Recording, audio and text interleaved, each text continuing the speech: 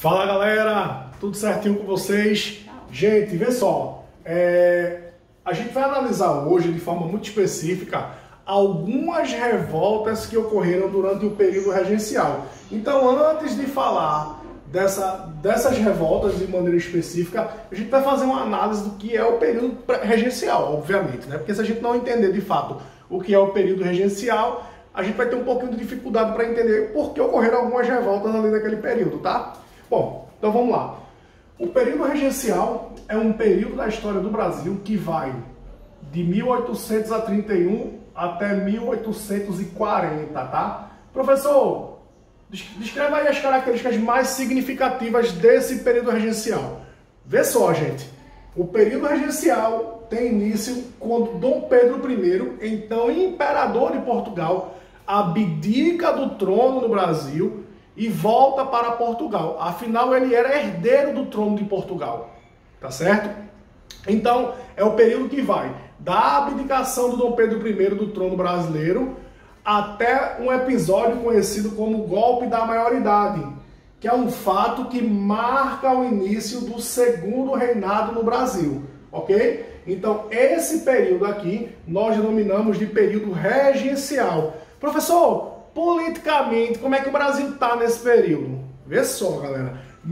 Durante o chamado período regencial, o Brasil ele vivencia, do ponto de vista político, a priori, uma chamada regência trina, a priori provisória e depois permanente. Como é que funciona isso? Enquanto Dom Pedro II, imperador do Brasil, não tem idade política para governar, os então regentes brasileiros vão assumir a governabilidade. A priori, três regentes, né, três elementos da sociedade brasileira vão governar o nosso país. Posteriormente, nós iremos passar para uma chamada regência una, onde um regente vai passar a governar o nosso país. E eu destaco nessa questão de um regente o padre Diogo Antônio Feijó e o Araújo Lima, tá? Esses são os dois regentes, ou seja, que vão governar naquela modalidade una. Um regente passa a governar, beleza? Bom, o que acontece? Se você me pergunta assim, professor, tio Marquinho, que fatos significativos marcaram o período regencial?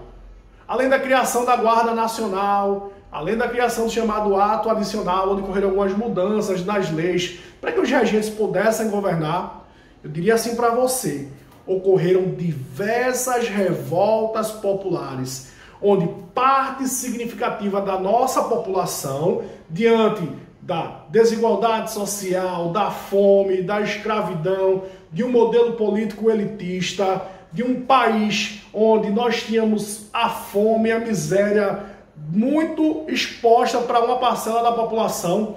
Então, o que acontece? Essas mazelas, ou seja, essas problemáticas que existiam na sociedade brasileira, fizeram e foram um motivo, serviu de combustível para que eclodisse no nosso país diversas revoltas populares, tá?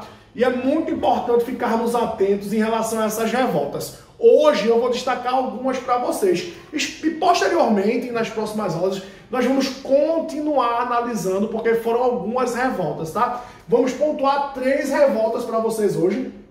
A Balaiada, a Revolta dos Malés e a Sabinada, tá? A Balaiada é uma revolta que aconteceu no Maranhão, tá certo?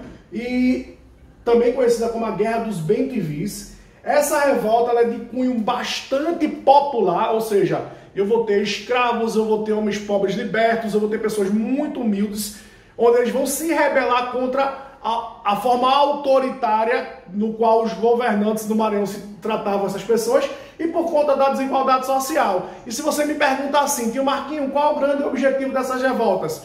Maior liberdade para o povo, um modelo menos autoritário de governo e que as desigualdades sociais fossem diminuídas, fossem retraídas, ok? Então esse é o motivo da chamada balaiada.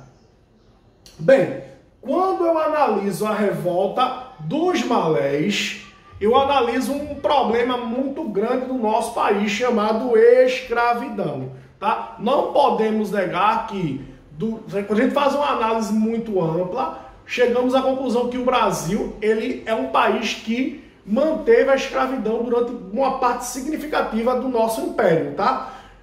A escravidão só vai acabar no Brasil oficialmente lá com a Lei Áurea no ano de 1888 e durante todo esse período imperial, praticamente, eu digo todo porque o governo Dom Pedro II ele chega ao fim no ano de 1889, então um ano antes da chamada Lei Áurea. Então o que acontece?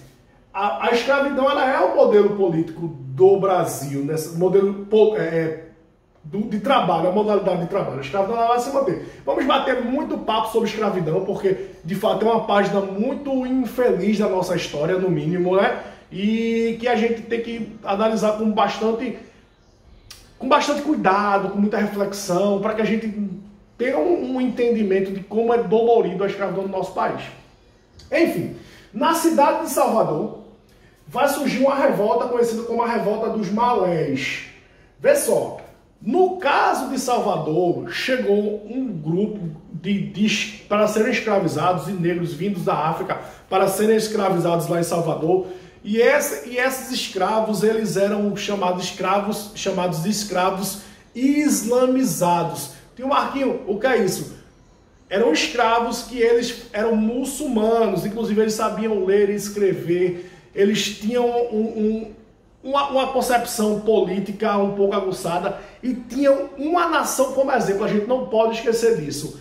Tem um país aqui na América chamado de Haiti, que ele meio que serviu de exemplo para muitos grupos de escravos, porque o Haiti ele era uma colônia da França e os escravos conseguiram se juntar por meio do movimento social, expulsar os franceses dessa colônia e proclamar a independência dessa nação. Então, esse exemplo, no século XIX, ele meio que virou uma referência para outros povos. Ele meio que, os outros povos olhavam para esse fato, olhavam para essa característica e tentavam se espelhar.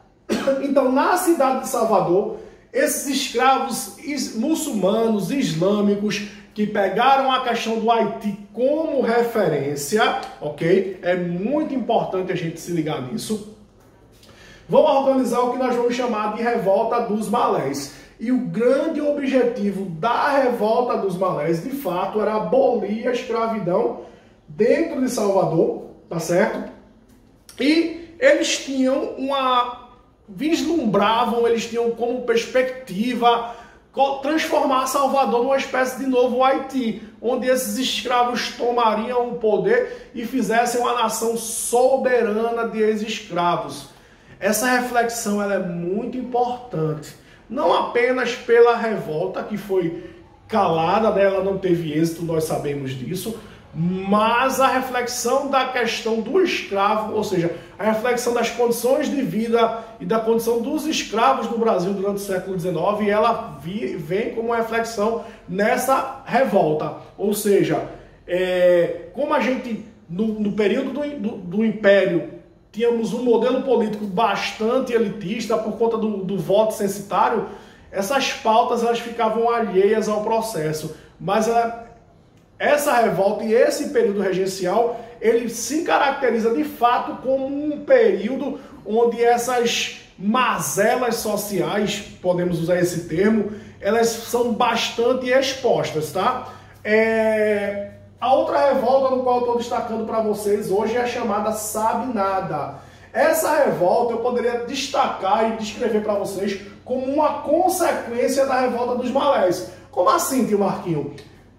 Salvador, ela colocou nas vísceras, ela expôs todas essas problemáticas sociais. E esse debate e essas problemáticas, elas não se calaram com o fim da Revolta dos Malés.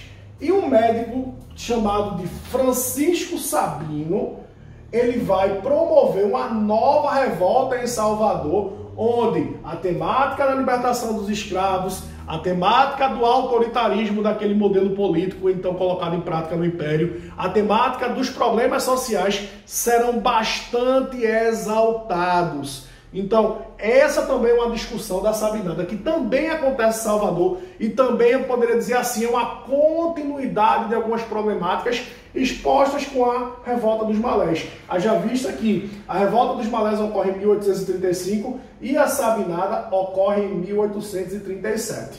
Bom, existem outras revoltas que nós vamos tratar em outras aulas. No próximo encontro nosso, eu vou de fato expor mais algumas revoltas, dando uma ênfase maior à chamada Revolução Farroupilha, tá certo? E mais um ponto bastante interessante. Quando Dom Pedro II assume, enquanto imperador, ele passa a governar, ele passa a ter as rédeas governamentais, digamos assim, a partir de 1840, com o chamado golpe da maioridade, de fato nós vamos ter uma diminuição dessas revoltas.